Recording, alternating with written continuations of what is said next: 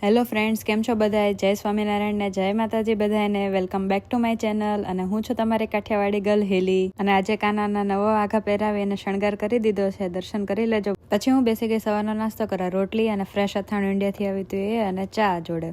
નાસ્તો કરીને હું નીકળી ગઈ હતી ક્લાસમાં જવા માટે. અને કાલના વ્લોગમાં મારે કહેવાનું તમને રહી ગયું. મેં કર્યા હતા હેર કટ. તો મારો નવો લુક કેવો લાગ્યો મને કમેન્ટમાં જરૂર કહેજો. તો ફ્રેન્ડ્સ, હવે ચલો 2 કલાકનો ક્લાસ અટેન્ડ કરી આવું, પછી મળીએ આપણે ફરીથી. બસ ક્લાસ અટેન્ડ કરીને આવતી હતી ઘરે. અને આજે ક્લાસમાં બહુ મજા પડી ગઈ. ફન એક્ટિવિટી કરી આજે. અને આજે વેધર પણ સુપર્બ છે જો. અને અહીંયાનો વ્યૂ તો ધી બેસ્ટ. બાલ્કનીમાંથી પણ એવો મસ્ત દેખાય અને નીચે રોડ ઉપરથી પણ એટલો મસ્ત દેખાય. અને આવો વ્યૂ જોઈને મને તો ઘરે જવાની ઈચ્છા નહોતી થતી, પણ ઘરે તો જવું પડે ને. પછી પહોંચી ગઈ ઘરે. અને ઘરે આવીને અથાણું આવ્યું હતું ઇન્ડિયાથી, તો બસ એમાં તેલ નાખીને મિક્સ કરવાનું હતું.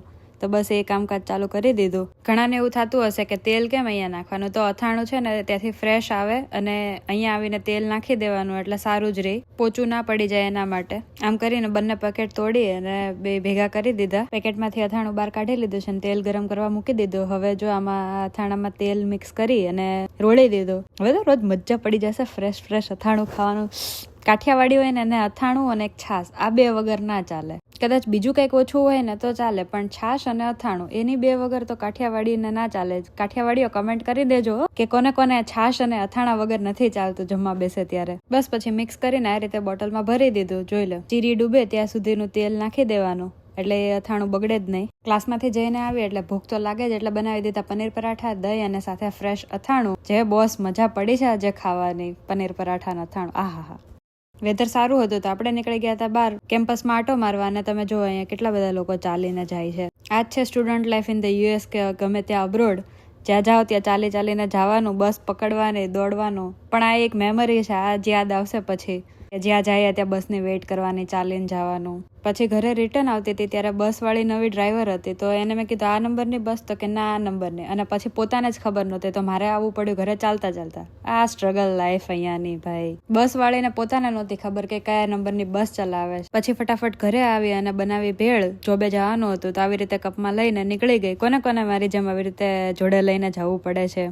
બસ અહીંયાની બ્યુટી આહા જોરદાર છે. સની વેધર અને કલરફુલ ટ્રી. અને અહીંયા આખા ગામની પછી અહીંયા કલરફુલ થાય છે ટ્રીઝ બધા. અમુક જગ્યાએ તો પાંદડા ખરી ગયા હોય, પણ હજી અહીંયા ગ્રીનરી છે અને કલરફુલ પણ છે.